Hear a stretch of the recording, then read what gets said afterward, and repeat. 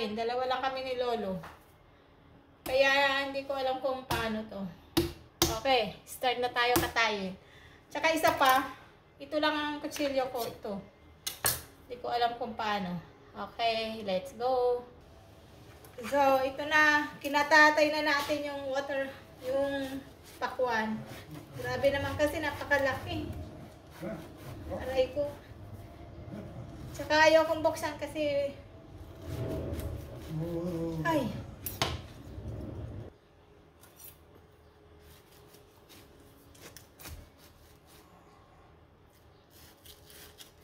Ba't naman kasi Ara! Shit! Naputo na kutsilyo ko sa loob. Wala na akong kutsilyo. Kakainin. Kaya pala sabi ko ayaw kong maghiwa nito eh. Aray. Ito, ay! Tumalsik.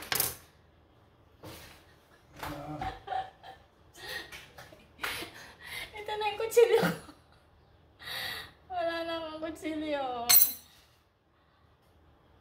So, ito na yon. Ang pula naman. Pero syempre, hindi natin alam kung sino kakain ito. Okay, let's go.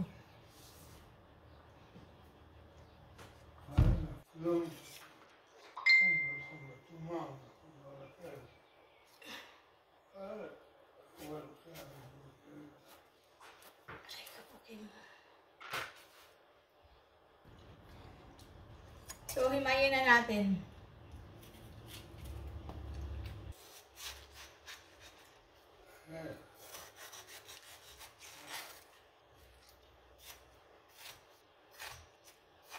Ayan.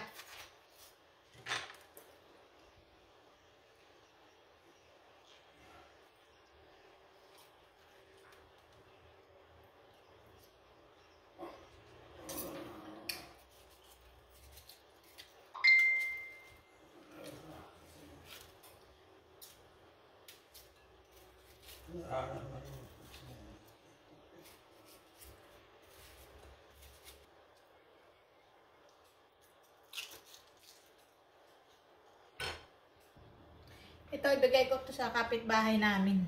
Kasi, ang dami. Hindi naman kayang ubusin. Okay. Ibigay ko yan. Ibigay ko yan sa kapitbahay.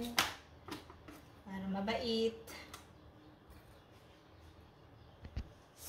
So, yun na nga. Naibigay ko na sa kapitbahay yung isang portion. Ito ay pa natin. Tingnan natin sa susunod na mga kabanata kung sino ang pagbibigyan pa natin.